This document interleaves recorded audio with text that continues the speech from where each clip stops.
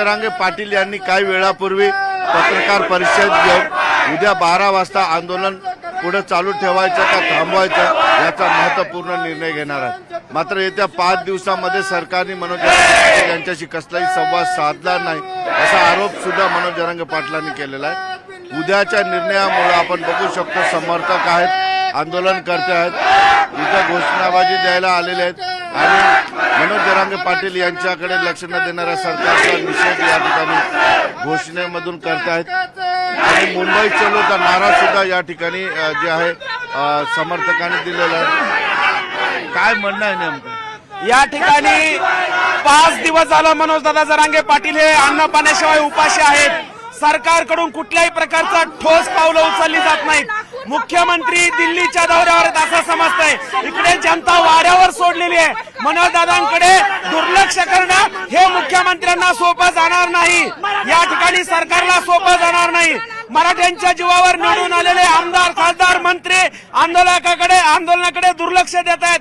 त्यामुळं जे आमचे बांधव आहेत गेल्या 5 दिवसापासून या ठिकाणी हे सगळेजण या ठिकाणी उपाशी आहेत, या ठिकाणी सगळे शांत होते। पण मगाशी मनोजदादा जरांगे पाटील यांची पत्रकार परिषद झाली आणि दादांनी मुख्यमंत्र्यांवरती नाराजी व्यक्त केल्यानंतर हे सगळे उपाशी माणसं चलो मुंबईचा नारा देत आहेत या ठिकाणी। महिला सुद्धा मोठ्या प्रमाणात काय म्हणणं आहे तुमचं, कशासाठी घोषणा पाहिजे?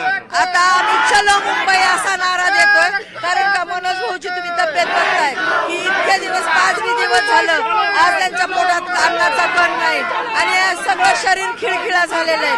म्हणून आज आम्ही रस्ता रोको पण केलं होतं, पण आता मुंबई मुंबई मुंबई चलो मुंबई असा नारा देत आहोत आणि मुंबईमध्ये लवकरच सगळे धडकणार आहेत। इथून आम्ही असा इशारा देत आहोत कारण का आज रात्री जर पर्यंत न्याय मिळाला नाही तर उद्याच्याला कुठलाही निर्णय घेतला जाईल आणि त्याची दखल पुन्हा सरकारने घ्यायची। कारण का मुंबईमध्ये आल्यानंतर तुम्हाला इतकं सोपं नाही, कारण का मागचा खेळ पण तुम्ही असाच आवरला होता, खोटं पत्र देऊन गुलाल उधळून। ते शब्द आता तुम्ही वापस घ्या, पण आता आम्ही फसणार नाही। लांडग्याच्या कथेसारखी तुमची कथा झालेली आहे आणि लांडग्याची कथा म्हणतात ना तशीच तुमची आता पण कथा होणार आहे। पण आता आम्ही जर आलो मुंबईमध्ये तर मुंबईमध्ये धडकल्यानंतर तुमची धडकी भरणार आहे। तुम्ही किती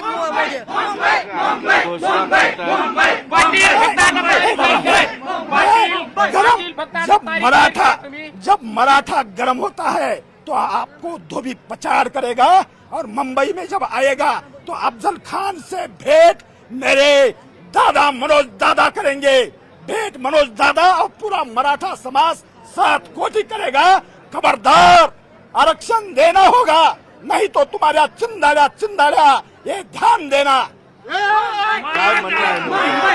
आता आमची पाटलाला एकच विनंती, पाटलांनी फक्त तारीख जाहीर करावी। आम्ही मागच्या वेळी जेवढ्या संख्येने मराठा समाज मुंबईत दाखल झाला त्याच्यापेक्षा तिप्पट संख्येने मुंबईत मराठा समाज दाखल होणार आहे। आता मुंबईमध्ये जाऊन काय होणार? मुंबईमध्ये जाऊन आम्ही आरक्षण घेतल्याशिवाय माघारी परतणार नाही। मागच्या वेळेसारखी आमची फसवणूक होऊ देणार नाही। आज शासनाला, सरकारला आमचं काय म्हणणं आहे? आमचं अखंड मराठाचं काही जर मरणाच्या दाढे अडकले फडणवीसांना आज आम्ही इथून इशारा देतोय, तर आज आम्ही बिलकुलही थांबणार यंत्रवालीमध्ये। जसाही दादांची आम्हाला आदेश येईल तसा आम्ही अखंड मराठा समाज मुंबईकडे जाणार आहोत। आम्ही मुंबई जाम करणार आहोत। जसं मागील वेळी केलं होतं 1 दिवसामध्ये यांची कशी फरफराट झाली होती त्यापेक्षाही माहिती आहे का आता आम्ही बिलकुल आणखी मनोज जरांगेने आपला निर्णय जाहीर नाही केला, उद्या 12 वाजता जाहीर करणार।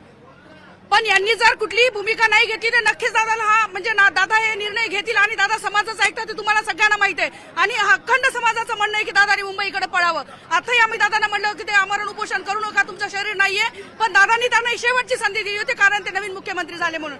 पण नवीन मुख्यमंत्र्यांमध्ये कुठेही लीनता नाही, कुठेही मल्लीनता नाहीये, कारण त्यांनी कधीच मराठ्यांना गृहीत धरलं नाही, कारण तो खुनशी राजकारणी करतात मराठ्यांना।